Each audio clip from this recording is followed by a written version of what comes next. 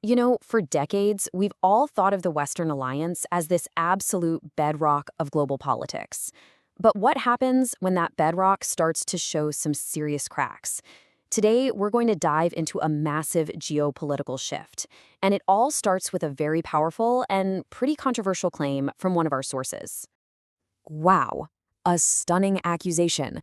This quote from the Gatestone Institute really doesn't pull any punches, does it? It perfectly sets the stage for this dramatic story of a major fracture within what was, for so long, a unified front. Okay, so how on earth do you get from being these rock-solid allies to one side calling the other parasites? To really get what our sources are arguing here, we've got to go back to the beginning and understand how this whole alliance was built in the first place. I mean, think about it. For 80 years, this partnership between the US and Western Europe was basically the pillar of global order. It was forged in the fires of World War II, it was hardened during the Cold War, and it was all built on this idea of shared values and mutual defense.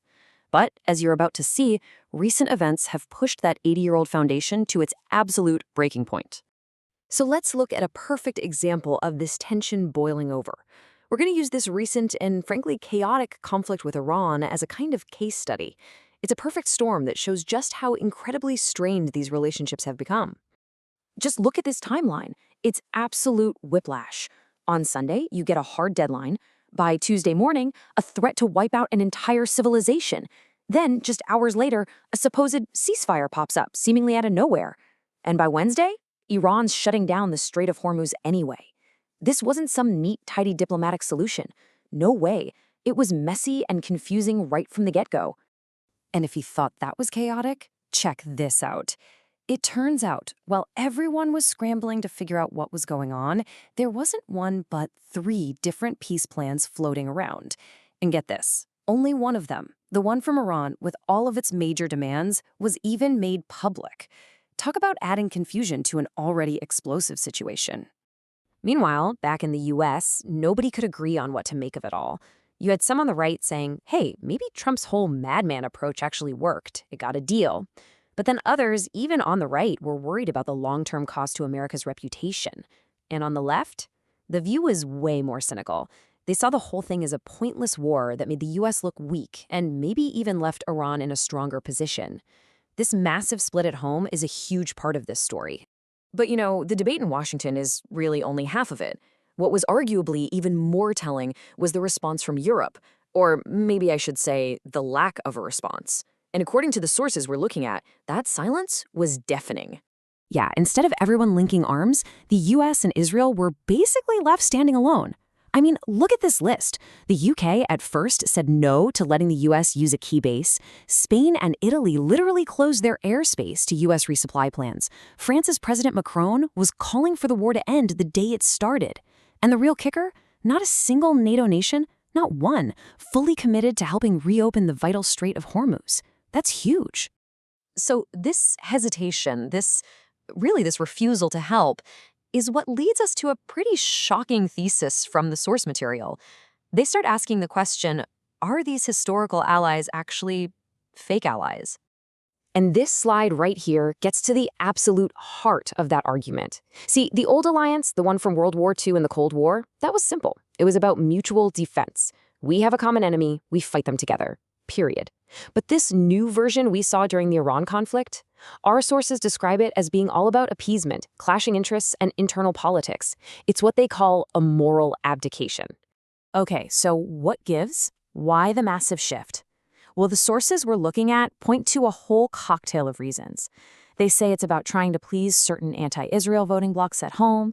It's about a personal dislike for leaders like Trump and Netanyahu. It's even about, they claim, simple envy of Israel's success. But they also argue there's something much deeper going on, a huge ideological change sweeping across Europe. And a really key idea they use to explain this is something called the Red-Green Alliance. The theory goes like this.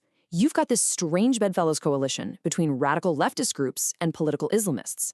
And the one thing they can always agree on, their hostility towards the US and Israel. That shared enemy, the argument goes, is now more important than any old alliance. Right, so from this point of view, and this is really the crux of it, this isn't just a disagreement over foreign policy. No, it's seen as a symptom of a much, much bigger problem. It's about, as this quote says, political correctness run rampant and the entrenched fecklessness of the leadership. Basically, a total collapse of political will.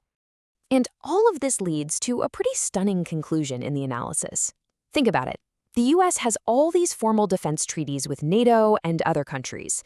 But when the chips were down in this conflict, the argument is that the only nation that actually stepped up to fight alongside the United States, the only one with real skin in the game, was the one it has no formal defense treaty with: Israel. So, where does that leave us? This massive rethink of who's a real ally and who isn't brings us to the biggest question of all. What's actually at stake here? What happens if this whole Western alliance just falls apart? Well, for starters, the immediate stakes are just massive. Just look at the price tag for this one conflict, an estimated $45 billion. But honestly, the money is just the beginning. The strategic and political costs of a divided West, you can't even put a number on that. And that's why the final takeaway from this whole analysis is basically a wake-up call. It's this really strong argument that it's time to completely rethink what an ally is. To stop looking at dusty old treaties from decades ago and start judging countries by their actions, right here, right now. And so we're left with this one final, really provocative question to think about. For the better part of a century, the Western Alliance wasn't just part of the world order, it was the world order. The question we have to ask now is whether that alliance, that pillar of the 20th century, has just become a relic of the past, or if it can somehow find a way to adapt and survive the insane challenges of the 21st.